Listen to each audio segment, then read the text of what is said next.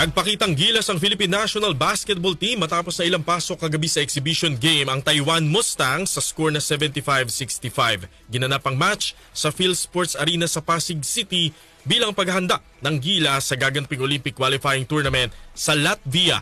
Kahit na may higanteng player ang Taiwan, ang 7'6" o 7'6" na si Sam Deguara, hindi ito nakaporma ng pagtulungan ni Nakai at ang 7-time PBA MVP player na si Junmar Fajardo. Kay Soto ito, no?